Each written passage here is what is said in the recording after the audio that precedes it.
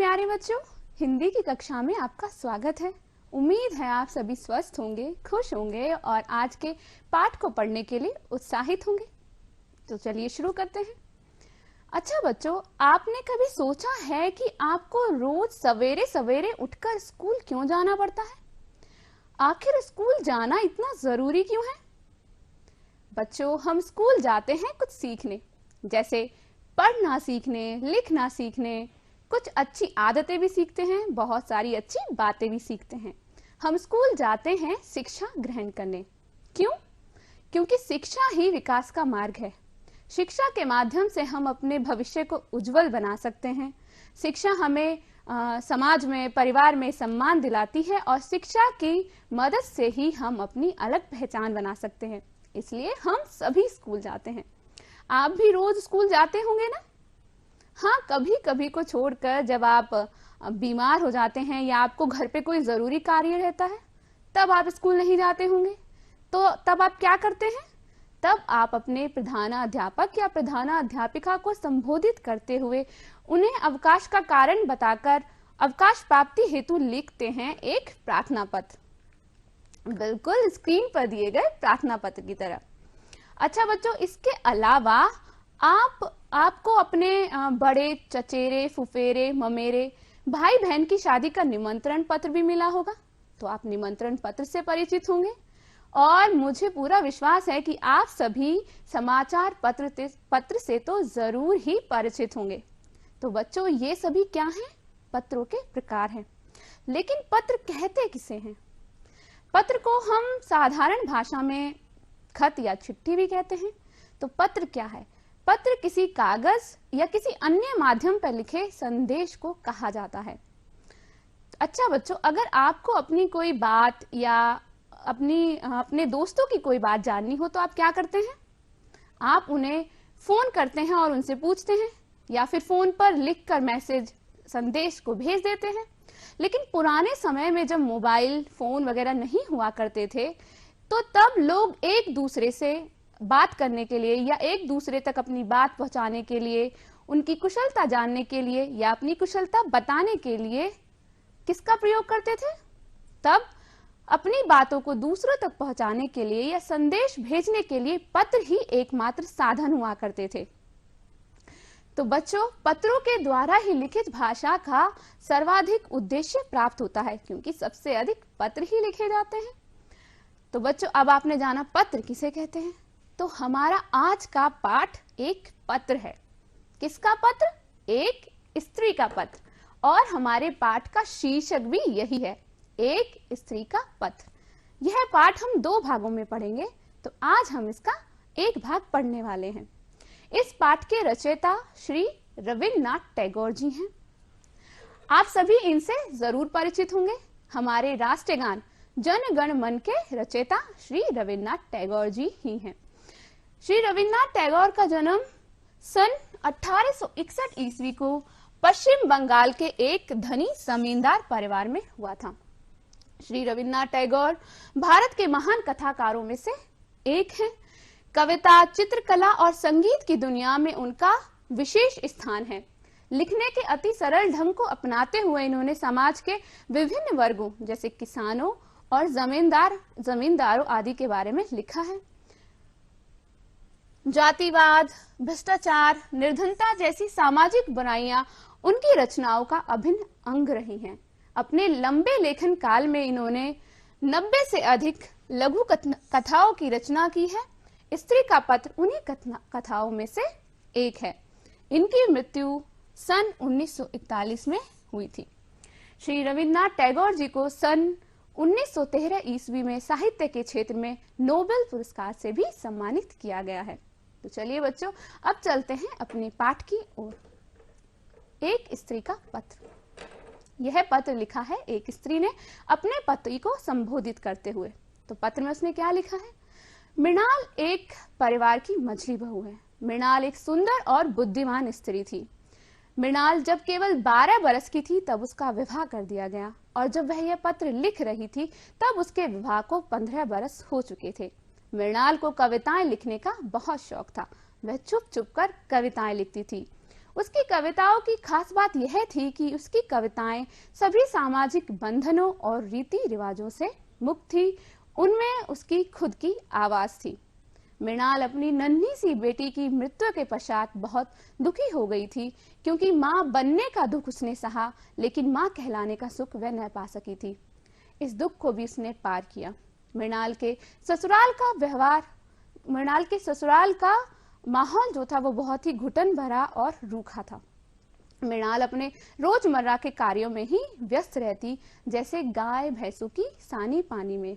उसे गाय भैंस ही ज्यादा अपने लगते। इसी तरह उसका जीवन व्यतीत हो रहा था। तभी मृणाल की जिंदगी में बिंदु आती है। बिंदु उसकी जेठानी की छोटी बहन है, जो अपनी मां की मृत्यु के पश्चात अनाथ होकर उनके घर रहने आती है।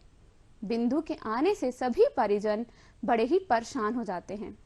उस अनाथ और असहाय लड़की के साथ परिजनों का ऐसा रूखा बर्ताव देख मृणाल बिंदु को अपने पास रख लेती है। मृणाल का बिंदु के प्रति व्यवहार सभी लोगों को पसंद नहीं आता, बिल्कुल फूटी आंख न सुहाता है, जिसकी वजह से सभी घर वाले बिंदु पर तरह तरह के इल्जाम लगाते रहते हैं, जैसे कभी चोरी का इल्जाम, कभी चेचक हो जाने का इल्जाम। उन्हें बिंदु पर इल्जाम लगाने के लिए किसी सबूत की आवश्यकता नहीं होती है। उनके लिए बिंदु का बिंदु होना ही काफी था। जब उस अनाथ असहाय लड़की को घर से निकालने की सभी कोशिशें नाकाम हो जाती हैं, तब उसका विवाह तय कर दिया जाता है। लड़के वाले लड़की देखने तक न आते हैं। घर वाले बताते हैं कि विवाह लड़के के घर से होगा, यही उनके घर का रिवाज है। यह सुनकर मृणाल का हृदय कांप उठता है। बिंदु विवाह के दिन तक अपनी बहन के पैर पकड़कर बोलती है कि दीदी, मुझे इस तरह से घर से ना निकालो, मैं आपकी गौशाला में ही पड़ी रहूंगी, आप जो कहेंगी मैं वही कहूंगी। लेकिन कोई बिंदु की बात नहीं सुनता है और बिंदु का विवाह कर दिया जाता है। विवाह के 3 दिन बाद बिंदु मृणाल को गौशाला में मिलती है। मृणाल को देखते ही बिंदु फपक फपक कर रोने लगती है और मृणाल को बताती है कि उसका पति पागल है। पागल पति और बेरहम सास से मुश्किल से पीछा छुटाकर वह यहाँ भाग आई है। बिंदु की बात सुनकर मृणाल गुस्से और घृणा से भर उठती है और बोल उठती है कि इस तरह का धोखा भी भला कोई विवाह है। घर वाले बिंदु की बात को झूठा बताते हैं और बिंदु को ससुराल भेज दिया जाता है। बिंदु की जाने की वजह से मृणाल बहुत दुखी हो जाती है। वह जगन्नाथपुरी की यात्रा के लिए जाती है और वह चाहती है कि बिंदु भी वहां आए, इसलिए वह अपने भाई शरद को बिंदु को बुलवाने के लिए भेजती है। शरद उसी शाम घर लौट आता है और मृणाल को बताता है कि बिंदु ने कल ही खुद को जलाकर आत्महत्या कर ली। यह बात सुनकर मृणाल स्तब्ध रह जाती है और संसार के मोह माया से विरक्त हो जाती है। तब वह यह पत्र अपने पति को संबोधित करते हुए लिखती है और कहती है कि वह अब गृहस्थ आश्रम में वापस नहीं आएगी। जिस तरह मीराबाई जी ने अपने बलबूते अपना जीवन व्यतीत किया, संसार के सभी मोह बंधनों को त्याग दिया, उसी प्रकार वह भी अपना जीवन अपने भरोसे व्यतीत करेगी। उसे खुद पर विश्वास है, वह आत्महत्या जैसा कदम नहीं उठाएगी। तो सभी परिजन उसके इस पत्र को एक गृहस्थ आश्रम से मुक्त स्त्री का पत्र समझे। अब मछली बहू समाप्त हुई। इसी के साथ यह पत्र समाप्त होता है। आइए जानते हैं पाठ में आए कुछ कठिन शब्दों के अर्थ। आओ भगत। आओ भगत का अर्थ है आदर सत्कार। जैसे कभी आपके यहाँ अतिथि आते हैं या कोई व्यक्ति आता है तो हम सभी उनके आदर सत्कार में लग जाते हैं। तो आदर सत्कार वही आओ भगत, उसको आओ भगत भी कहते हैं। पीहर। पीहर का अर्थ होता है मायका, यानी एक स्त्री के माता पिता का घर। बाजूबंद। बाजूबंद एक आभूषण है जो बाह यानी बाजू में पहना जाता है। नाकाम। नाकाम का अर्थ है असफल। जगन्नाथपुरी। जगन्नाथपुरी एक स्थान है जो कि ओडिशा राज्य में है, जो हिंदुओं के मान्य 4 धामों में से एक है। बच्चों, अभी हमने एक कहानी सुनी, एक पत्र पढ़ा। इस पत्र के माध्यम से लेखक ने नारी जीवन के सामाजिक बंधन, नारी शोषण और उनके दर्द को मार्मिक ढंग से व्यक्त किया है। यूं तो विश्व भर में महिलाओं की स्थिति कुछ ज्यादा अधिक अच्छी नहीं है, लेकिन भारत में महिलाओं की स्थिति बेहद शोचनीय और दयनीय है। हालांकि समय समय पर महिलाओं के अधिकारों के लिए आवाज उठती रहती है, लेकिन उससे महिलाओं की स्थिति में कोई अधिक परिवर्तन नहीं आया है। महिलाओं की स्थिति बल्कि और बदतर ही होती जा रही है। उनके प्रति अपराध और अत्याचार निरंतर बढ़ते जा रहे हैं, जिन्हें रोकने के लिए सरकार द्वारा बहुत से कानून भी बनाए गए हैं। सभी महिलाओं को भारतीय संविधान के द्वारा सभी पुरुषों के समान अधिकार प्राप्त हैं। महिलाओं को सभी मौलिक अधिकार जैसे समानता का अधिकार, स्वतंत्रता का अधिकार, शोषण के विरुद्ध अधिकार, धार्मिक स्वतंत्रता का अधिकार, संस्कृति और शिक्षा संबंधी अधिकार और मूल अधिकारों को लागू करने के लिए संवैधानिक उपचारों का अधिकार प्राप्त है। इसके साथ ही संविधान में यह व्यवस्था भी की गई है कि महिलाओं के पक्ष में, महिलाओं और बच्चों के पक्ष में विशेष प्रावधान भी बनाए जा सकते हैं। आइए देखते हैं महिलाओं के संबंध में बनाए गए कुछ अन्य कानून। खान अधिनियम और कारखाना अधिनियम यह प्रावधान करता है कि महिलाओं को रात 7 बजे से सुबह 6 बजे तक काम पर नहीं लगाया जा सकता और इसके साथ ही काम के दौरान उनकी सुरक्षा और कल्याण का ध्यान रखना भी अनिवार्य है। हिंदू विवाह अधिनियम। हिंदू विवाह अधिनियम महिला और पुरुषों दोनों को ही तलाक और विवाह के संबंध में समान अधिकार प्रदान करता है। अब एक व्यक्ति 2 स्त्रियों से यानी कि दुविवाह नहीं कर सकता है, ना ही स्त्री दुविवाह कर सकती है अपने पति के या अपनी पत्नी के जीवित या विवाह में रहते समय। हिंदू उत्तराधिकार अधिनियम। हिंदू उत्तराधिकार अधिनियम सभी महिलाओं को उनके माता पिता की संपत्ति में सभी पुरुषों के समान अधिकार प्रदान करता है। बेटी चाहे तो अपने माता पिता की संपत्ति में हक मांग सकती है। अनैतिक देह व्यापार रोकथाम अधिनियम। यह अधिनियम महिलाओं और लड़कियों के यौन शोषण यानी वेश्यावृत्ति के उद्देश्य से उनकी तस्करी पर रोक लगाता है। मातृत्व लाभ अधिनियम। यह अधिनियम महिलाओं को बच्चे के जन्म से पहले 13 सप्ताह तथा जन्म के बाद 13 सप्ताह तक वैतनिक अवकाश प्रदान किए जाने का प्रावधान करता है। प्रत्येक महिला को अधिकार है कि वह मां बने, उसे इस अधिकार से वंचित नहीं किया जा सकता और प्रत्येक शिशु को अधिकार है कि उसे उसकी मां की पर्याप्त देखभाल मिले। उसी उद्देश्य से यह प्रावधान बनाया गया है। गर्भावस्था के दौरान किसी भी कामकाजी महिला को कोई भी आरोप लगाकर नौकरी से नहीं निकाला जा सकता, ना ही उसके वेतन में कटौती की जा सकती है। ऐसा करने पर दोष साबित होने पर दोषी को 1 साल तक की कैद भी हो सकती है। समान पारिश्रमिक अधिनियम। समान पारिश्रमिक अधिनियम कहता है कि समान प्रकृति के कार्य के लिए महिला और पुरुष दोनों श्रमिकों को समान वेतन का भुगतान किया जाएगा और साथ ही भर्ती प्रक्रिया में महिलाओं के साथ लिंग के आधार पर किसी तरह का कोई भेदभाव नहीं किया जाएगा। भारत में दंड प्रक्रिया संहिता 1973 की धारा 125 के तहत सभी पत्नियां अपने पति से भरण पोषण मांग सकती हैं। न केवल विवाहिता स्त्री बल्कि एक तलाकशुदा और विवाह के दौरान पति से पृथक रह रही स्त्री भी भरण पोषण की मांग कर सकती है। सती रोकथाम अधिनियम सती प्रथा को एक अपराध घोषित करती है। सती प्रथा क्या है कि पति की मृत्यु के पश्चात पत्नी को जबरन पति की चिता के साथ जलाने वाली एक प्रथा है। तो सती प्रथा अधिनियम सती प्रथा के भारत के किसी भी भाग में प्रचलन और महिमा मंडन को रोकता है और इसे अपराध घोषित करता है। किसी भी स्त्री को सती होने के लिए बाध्य नहीं किया जा सकता। कार्यस्थल पर महिलाओं के यौन उत्पीड़न रोकथाम, निषेध और निवारण अधिनियम 2013 के तहत कार्यस्थल पर महिलाओं को यौन शोषण से सुरक्षा प्रदान करने के लिए बनाया गया है। राष्ट्रीय महिला आयोग अधिनियम, इस आयोग का गठन महिलाओं के संवैधानिक और कानूनी अधिकारों और अन्य सुरक्षा उपायों से संबंधित सभी मामलों का अध्ययन और निगरानी करने के लिए किया गया है। तो बच्चों, अभी हमने जाने बहुत ही संक्षेप में कुछ अधिकार जो महिलाओं को प्रदान किए गए हैं ताकि उनकी स्थिति को और अच्छा बनाया जा सके।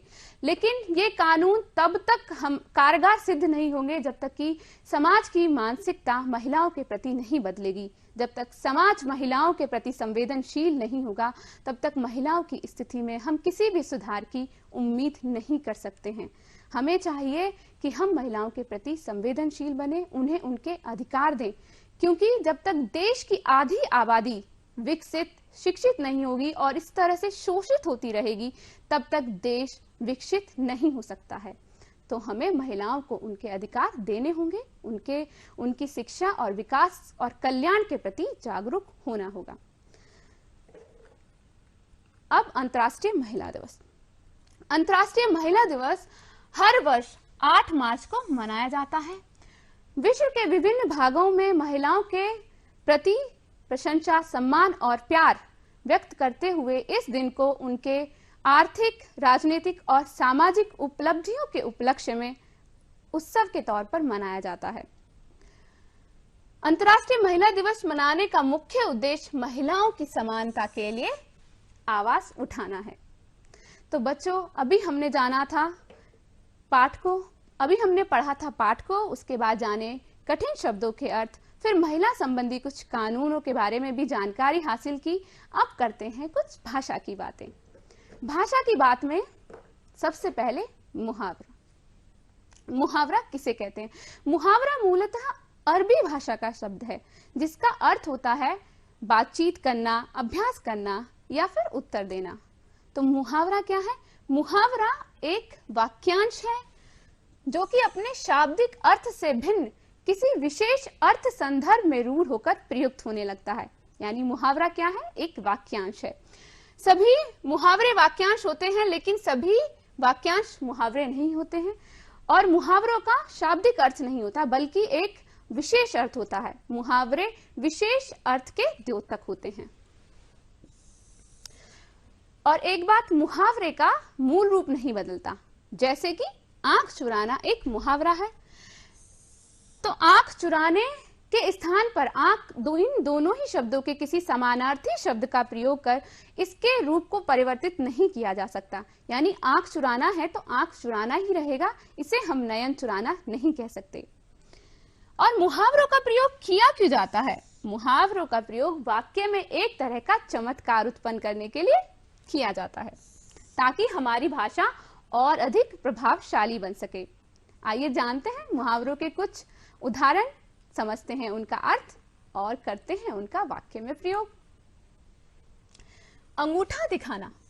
अंगूठा दिखाने का अर्थ होता है इनकार करना। इसका वाक्य प्रयोग, स्वार्थी मित्र मुसीबत के वक्त अंगूठा दिखा देते हैं। यानी स्वार्थी मित्र मुसीबत के वक्त इनकार कर देते हैं, मदद के लिए इनकार कर देते हैं। आकाश पाताल एक करना। इसका अर्थ है अत्यधिक परिश्रम करना, प्रयत्न करना। वाक्य प्रयोग, राकेश ने डॉक्टर बनने के लिए आकाश पाताल एक कर दिया। यानी राकेश ने डॉक्टर बनने के लिए अत्यधिक परिश्रम किया। आंख दिखाना, गुस्से से किसी को देखना। मैंने राधा से अपनी किताब वापस मांगी तो वह मुझे आंख दिखाने लगी। यानी मैंने राधा से अपनी किताब वापस मांगी, वह मुझे गुस्से से देखने लगी। ईद का चांद होना, यानी कभी कभी दर्शन देना। इसका वाक्य प्रयोग, जब से तुम्हारी नौकरी लगी है तुम तो ईद का चांद हो गए हो। यानी जब से तुम्हारी नौकरी लगी है तुम तो कभी कभी ही दिखाई देते हो। 9-2-11 होना, यानी भाग जाना। पुलिस को देखते ही चोर 9-2-11 हो गए। यानी पुलिस को देखते ही चोर भाग गए। अब काला अक्षर भैंस बराबर, यानी बिल्कुल अनपढ़ होना। इसका वाक्य प्रयोग, आजकल काला अक्षर भैंस बराबर होने से काम नहीं चलता, यानी आजकल बिल्कुल अनपढ़ होने से काम नहीं चलता, तो सभी को शिक्षा जरूर ग्रहण करनी चाहिए। अब हमने जाना मुहावरा और मुहावरा क्या होता है और इसके कुछ उदाहरण भी देखे और वाक्य प्रयोग भी समझे। अब मुहावरे पर आधारित आपके लिए अभ्यास कार्य, दिए गए मुहावरों के अर्थ बताते हुए वाक्य प्रयोग कीजिए। पहला, चैन की सांस लेना। चैन की सांस लेना यानी आराम का अनुभव करना। इसका वाक्य प्रयोग, अपना सारा काम खत्म कर मैंने चैन की सांस ली, यानी आराम का अनुभव किया। फिर फूटी आंख न सुहाना, इसका अर्थ होता है अच्छा न लगना। मुझे दूसरों की चुगली करने वाले लोग फूटी आंख न सुहाते हैं, यानी कि मुझे दूसरों की चुगली करने वाले लोग बिल्कुल अच्छे नहीं लगते हैं। सीने पर सांप लौटना, यानी बहुत दुख का अनुभव करना। इसका वाक्य प्रयोग, बिंदु की आत्महत्या की खबर सुनकर मझली बहू के सीने पर सांप लौटने लगे, यानी वह बेहद दुखी हो गई। बच्चों, आप इन सभी मुहावरों का प्रयोग जो है अपने मनपसंद वाक्य में कर सकते हैं। ये मैंने आपको सिर्फ उदाहरण के तौर पर बताए। अब भाषा की बात में उपसर्ग। उपसर्ग किसे कहते हैं? उपसर्ग क्या है? नए शब्दों की रचना के लिए शब्दों के आरंभ में जोड़े जाने वाले शब्दांश या अक्षर उपसर्ग कहलाते हैं। यानी उपसर्ग क्या है? उपसर्ग शब्दांश या अक्षर हैं जो कहाँ जोड़े जाते हैं? शब्दों के आरंभ में, और उनके जोड़ने से क्या होता है? नए शब्दों की रचना होती है। और भी क्या होता है? इससे पहले उपसर्ग जो है संस्कृत भाषा का तकनीकी शब्द है जिसका अर्थ होता है अतिरिक्त खंड। तो हम क्या करते हैं? हम शब्दों के साथ उपसर्ग यानी अतिरिक्त खंड जोड़कर नए शब्दों की रचना कर सकते हैं। और क्या कर सकते हैं? जैसे कि उपसर्ग मूल शब्द को और अधिक प्रभावशाली और महत्वपूर्ण बना देता है। जैसे कि बल एक शब्द है, उसके साथ अगर हम प्र उपसर्ग लगाएंगे तो शब्द बनेगा प्रबल, जो कि बल को और अधिक प्रभावशाली और महत्वपूर्ण बनाता है। और क्या होता है उपसर्ग से? उपसर्ग मूल शब्दों के अर्थ को बदल देते हैं। जैसे हार एक शब्द है और उसका अर्थ होता है पराजय। अब हार के साथ अगर हम प्र उपसर्ग का प्रयोग करेंगे तो शब्द बनेगा प्रहार, जिसका अर्थ होगा वार, यानी कि मूल शब्द का अर्थ बदल गया। और उपसर्ग शब्द के अर्थ को विपरीत रूप देते हैं। जैसे यश, यश के साथ अगर हम अप लगाएंगे तो उसका अर्थ विपरीत हो जाएगा, जैसे अपयश। उसी तरह मान का अप लगाने पर अपमान बनेगा।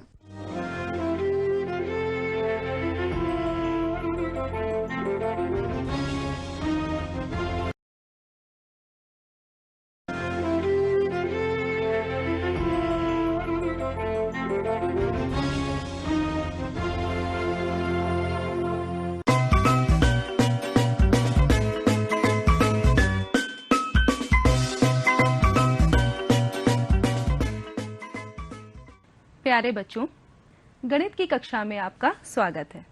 तो यहाँ पर आप देख रहे हैं बच्चों कि एक पिक्चर दी हुई है और इस पिक्टोग्राफ में एक अलमारी है जिसमें कि कुछ पंक्तियां हैं।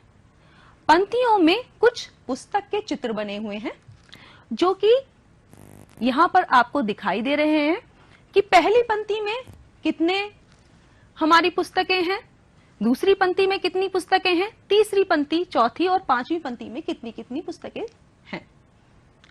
यहाँ पर प्रत्येक पुस्तक का चित्र जो है वो एक पुस्तक को प्रदर्शित कर रहा है। तो आप इस पिक्टोग्राफ या चित्रारेख को देखकर आसानी से अपने प्रश्नों के उत्तर दे सकते हैं और तुरंत सूचनाएं प्राप्त कर सकते हैं। जैसे अगर मैं आपसे कहूं कि किस पंक्ति में पुस्तकों की संख्या सबसे ज्यादा है, तो आप आसानी से बता देंगे कि पंक्ति 4 में पुस्तकों की संख्या सबसे ज्यादा है।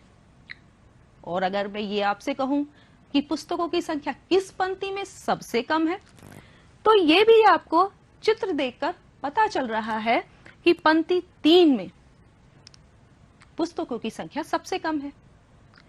और अगर मैं ये आपसे कहूं कि किस पंक्ति में 3 पुस्तकें हैं, तो ये आप देखकर जान ही गए होंगे कि किसी भी पंक्ति में 3 पुस्तकें नहीं हैं। तो आपने देखा कि पिक्टोग्राफ के द्वारा हम आंकड़ों को चित्रों के रूप में प्रदर्शित करके किस तरीके से सूचनाएं आसानी से प्राप्त कर सकते हैं। तो पिक्टोग्राफ में क्या करा जाता है कि आंकड़ों का प्रदर्शन चित्रों के माध्यम से करते हैं और उस पिक्टोग्राफ की व्याख्या करके हम प्रश्नों के उत्तर प्राप्त कर सकते हैं। अब बच्चों, इस पिक्टोग्राफ को हम बनाएं कैसे, अब हम ये सीखेंगे। बच्चों, पर्यावरण को आप ध्यान में रखते हुए अपने गांव, अपने स्कूल में पेड़ पौधे तो लगाते ही होंगे। तो चलिए पिक्टोग्राफ बनाने के लिए हम कोई दैनिक जीवन का ही उदाहरण लेते हैं। जैसे कि यहाँ पर लिया गया है कि वन महोत्सव सप्ताह में बच्चों के द्वारा अपने गांव में, अपने स्कूल में 1 जुलाई से लेकर 7 जुलाई के मध्य पौधे लगाए गए हैं, जिसको कि सारणी में प्रदर्शित किया गया है। अब इन आंकड़ों को हम किस तरीके से आकर्षक रूप में दिखा सकें पिक्टोग्राफ के द्वारा, चित्रारेख के द्वारा, तो चलिए ये हम सीखते हैं। पिक्टोग्राफ बनाने के लिए आपको ये ध्यान में रखना होगा कि अगर आपके पास आंकड़ों की संख्या ज्यादा है, जैसे कि यहाँ पर 7 जुलाई को 50 पेड़ लगाए गए हैं या 1 जुलाई को 10 पेड़ लगाए गए हैं। अब अगर आपको चित्र बनाना है पौधों का, तो आप क्या करेंगे कि अगर हम 50 पौधों के चित्र बनाएंगे तो बहुत ज्यादा हो जाएगा, टाइम भी ज्यादा लगेगा और हम इतना कॉपी पे नहीं बना पाएंगे। तो फिर हम क्या करते हैं कि पैमाना मानते हैं कि हम एक चित्र बना रहे हैं, वो एक चित्र प्रदर्शित कर रहा है 10 पौधों को। इस तरीके से हम आसानी से चित्रों के माध्यम से पिक्टोग्राफ बना सकते हैं और सूचनाएं प्राप्त कर सकते हैं। जैसे कि यहाँ पर एक पैमाना माना है हमने कि एक पौधे का जो चित्र है वो किसको प्रदर्शित कर रहा है, 10 पौधों को। तो हम 1 जुलाई को हमने 10 पौधे लगाए हैं, तो हमने वहां पर क्या किया कि वहां पर हमने एक चित्र प्रदर्शित कर दिया।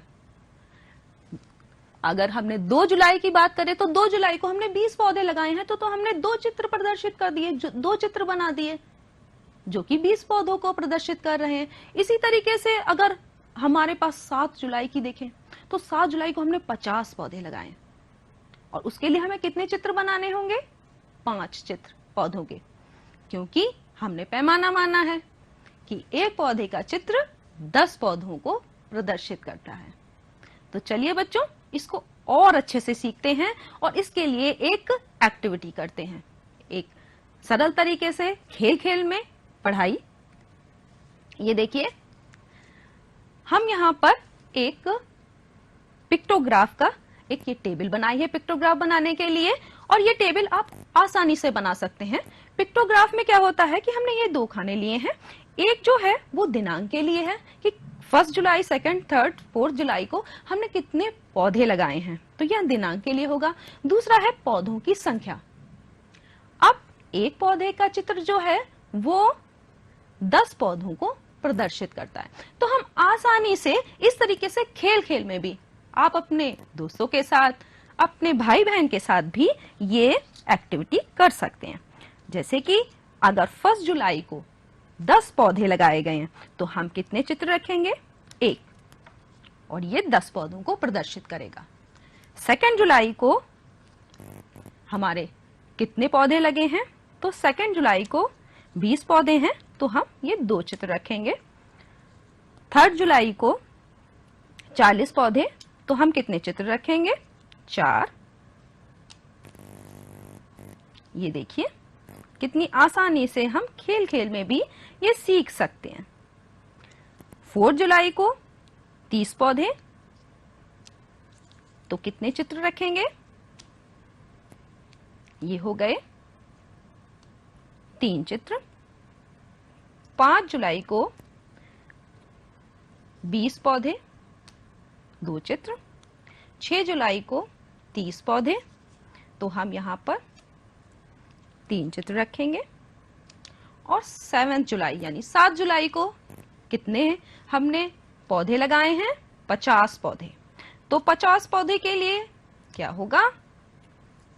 5 चित्र इस तरीके से हमें रखने। तो देखा, हमारा पिक्टोग्राफ तैयार हो गया, वो भी खेल खेल में। अब इससे सूचनाएं प्राप्त करना कितना आसान है। आप इसको देख के आसानी से बता सकते हैं कि किस दिन आपने सबसे ज्यादा, यानी बच्चों के द्वारा जो गांव में स्कूल में पौधे लगाए गए वो किस दिन सबसे ज्यादा लगाए गए। तो यहां देख रहे हैं 7 जुलाई को 50 पौधे लगाए गए हैं, जो कि सबसे ज्यादा हैं। सबसे कम पौधे किस दिन लगाए गए हैं? तो 1 जुलाई को सबसे कम पौधे लगाए गए। आप ये भी बता सकते हैं कि किस दिन लगाए गए पौधों की संख्या समान है। तो देखिए 4 जुलाई को और 6 जुलाई को हमने 30-30 पौधे लगाए हैं। तो इस तरीके से हम बहुत सारे प्रश्नों के उत्तर इस केवल चित्र को देखकर ही बता सकते हैं। और देखा, हमारे आंकड़े कितने आकर्षक बन गए, सुंदर और आकर्षक। तो पिक्टोग्राफ के द्वारा हम ये आसानी से कर सकते हैं। लेकिन पिक्टोग्राफ में एक बच्चों, आपने देख लिया, एक प्रॉब्लम होती है पिक्टोग्राफ में। एक ये समस्या आ सकती है कि जब आप चित्र बनाएं तो चित्र कुछ थोड़ा मुश्किल हो, या आपको बनाने में थोड़ी सी असुविधा हो, या अच्छे से ना बन पाए। ऐसा भी हो सकता है कि चित्र बनाने में आपको बहुत ज्यादा समय लगे। तब हम आंकड़ों को जो सारणी के रूप में है उन्हें आकर्षक रूप से कैसे दिखाएं? तो उसके लिए एक और तरीका है बार डायग्राम, यानी दंड आरेख। दंड आरेख के द्वारा भी हम जो हमारे आंकड़े हैं उनको बहुत ही आकर्षक रूप में और तुरंत सूचना प्राप्त करने वाला बना सकते हैं। तो वो भी हम देखते हैं कि एक हमने उदाहरण लिया है, ये भी आपके दैनिक जीवन का ही है, कि कुछ कक्षा 6 के बच्चे हैं और उनको 5 विद्यार्थी हैं, उनके पूर्णांक 600 में से प्राप्तांक मिले। राम, आकाश, प्रिया, मुस्कान और किरण। अब टेबल को देखकर भी आप बता सकते हैं कि किस बच्चे को सबसे अधिक अंक मिले हैं। तो मुस्कान को सबसे अधिक अंक 550 600 में से, और सबसे कम अंक किस विद्यार्थी को प्राप्त हुए हैं? तो प्रिया को 300 अंक प्राप्त हुए हैं, जो सबसे कम है, उसको अधिक मेहनत की आवश्यकता है।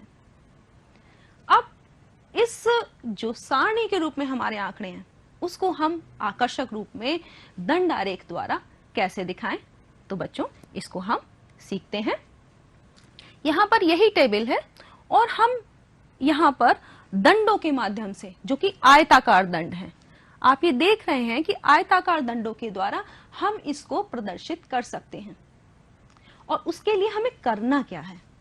तो कुछ चीजें हमें जानना आवश्यक है दंड आरेख बनाने समय। एक तो ये कि जितने भी हम दंड ले रहे हैं, जितने बच्चे हैं हमने उतने दंड लिए हैं, और ये दंड एक ही आधार पर हैं। ये क्षैतिज अक्ष पर दिए हुए हैं विद्यार्थी, और जो वाई अक्ष है यानी ऊर्ध्वाधर अक्ष, उस पे हमने इनके प्राप्तांक लिए हैं। प्राप्तांकों के लिए हमने एक पैमाना माना है, उचित पैमाना हमें मानना आवश्यक है, क्योंकि अगर हम पैमाना नहीं मानेंगे तो हम उसे जो है वो कॉपी पे अपने प्रदर्शित कैसे करेंगे इतने बड़े आंकड़ों को। तो हमने यहाँ पे क्या किया है कि वाई अक्ष पर 1 सेंटीमीटर 50 अंक के बराबर मान लिया, यानी जो ये 100 अंक हैं वो 2 सेंटीमीटर प्रदर्शित करेंगे। ठीक है, तो इस तरीके से हमें एक पैमाना मानना है वाई एक्सिस पे। दूसरा, आप यहां पर जो आयताकार दंड देख रहे हैं उनकी चौड़ाई सभी दंडों की समान है, ये चीज ध्यान में रखनी है। और आपको क्या ध्यान में रखना है कि दंडों के बीच की दूरी, ये आप देख रहे हैं कि सबकी समान है। तो आपको ये भी ध्यान में रखना है कि दंडों की चौड़ाई बराबर होनी चाहिए और उनके बीच की दूरी जो है वो भी समान होनी चाहिए, और तब आप ये दंड आरेख आसानी से बना सकते हैं। चलिए इसको भी एक एक्टिविटी के द्वारा हम सीखते हैं कि कैसे खेल खेल में हम इसको बना सकते हैं, किसी भी प्रश्न का उत्तर दे सकते हैं।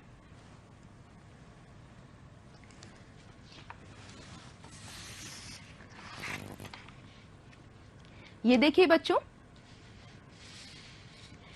ये एक दंड आरेख के लिए हमने एक एक्टिविटी के लिए बनाया। इसमें देखिए राम, आकाश, प्रिया, मुस्कान और किरण। अब इनके लिए हमें जो आयताकार दंड हैं वो बनाने हैं, और जिससे कि हम इनके बारे में सूचनाएं दे सकें। तो बच्चों इसके लिए क्या करते हैं, आप इस तरह की पट्टियां बना लीजिए, और ये देख रहे हैं आयताकार पट्टियां जो हैं वो आपकी चौड़ाई में एक बराबर हैं, और इसके द्वारा हम खेल खेल में अभी देखिएगा किस तरीके से इस प्रश्न का उत्तर दे पाएंगे। तो राम के लिए हमने क्या किया, राम को कितने 450 अंक मिले हैं 600 में से, तो हमने यहाँ पर राम वाली जो दंड है इसको इस तरीके से, देख रहे हैं आप किस तरह से हम खेल खेल में सीख रहे हैं। ये 450 तक आपने इसको प्रदर्शित कर दिया। आकाश को अंक मिले हैं 500, तो अब हमने क्या किया, आकाश के लिए आप इस तरह से किसी और प्रश्न को भी हल कर सकते हैं। ये देखिए आकाश का हो गया। अब प्रिया को 300 अंक मिले हैं, तो हमने क्या किया, ये हो गए प्रिया के अंक।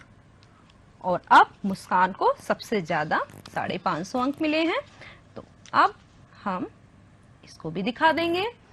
और किरण को 400 अंक, तो किरण के लिए भी यहां पर देख रहे हैं कि हम इसको देखते हुए 400 अंक आसानी से हमने खेल खेल में एक्टिविटी के द्वारा देख लिया। आप कोई और प्रश्न हो तो आप इसके प्राप्तांक या कोई और भी चीज को आप बदल कर इन स्ट्रिप्स को आगे पीछे करके, और आप दूसरे प्रश्न के लिए भी इसी तरह की पट्टियों से आप दंडारेख खींच सकते हैं। अब इस दंडारेख को देखिए कि किस दंड की लंबाई सबसे अधिक है। तो आप देख रहे हैं कि ये जो मुस्कान को जो प्राप्तांक मिले हैं वो सबसे अधिक है, क्योंकि इस दंड की ऊंचाई सबसे ज्यादा है। और सबसे कम अंक किसको मिले हैं, प्रिया को, क्योंकि इस दंड की ऊंचाई सबसे कम है। तो आप इस दंड आरेख को देखकर या बार डायग्राम को देखकर आसानी से निष्कर्ष पर पहुंच सकते हैं, सूचनाएं प्राप्त कर सकते हैं। तो खेल खेल में आपने इसे भी सीख लिया। अब इस दंड आरेख को हम ग्राफ पेपर पर भी खींच सकते हैं। ग्राफ पेपर पर खींचने का हमें फायदा क्या है, ग्राफ पेपर जब हम यूज करते हैं तो उसमें पहले से ही 1-1 सेंटीमीटर के ये बड़े बड़े खाने आपको दिखाई दे रहे होंगे, ये बने होते हैं। तो हमारे जो हम इस पे खींचते हैं उसकी शुद्धता, एक्यूरेसी बढ़ जाती है, गलतियों की संभावना कम हो जाती है। तो ग्राफ पेपर पे हम इसे और अच्छे तरीके से भी दिखा सकते हैं। लेकिन आपको ये ध्यान में रखना होगा कि आपको यहाँ पर पैमाना लिखना होगा ऊपर, कि आपने कौन सा पैमाना माना है, 1 सेंटीमीटर किसके बराबर है, तो यहाँ 1 सेंटीमीटर 50 अंक के बराबर है। और आपको वाई एक्सिस पे प्राप्तांक दिखाने हैं, शिक्षार्थी जो है हमें एक्स एक्सिस पे दिखाने हैं। यहाँ पर भी आप देख रहे हैं कि जो हमने दंड या बार खींचे हुए हैं उनकी चौड़ाई बराबर है, और क्या है, इनके बीच की दूरी भी, दंडों के बीच की दूरी भी बराबर है। तो आप ये ध्यान में रखेंगे तो आप बार डायग्राम आसानी से बना सकते हैं। दंडारेख के निरूपण से संबंधित आवश्यक नियम जो मैंने अभी बताए थे एक बार फिर से दोहरा लेते हैं कि दंडारेख की विषय वस्तु को ग्राफ के ऊपर लिखेंगे शीर्षक के रूप में।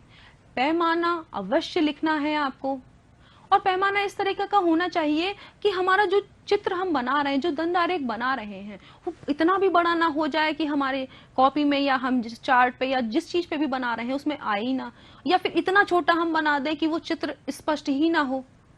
तो इस पैमाने को ध्यान में रखना होगा।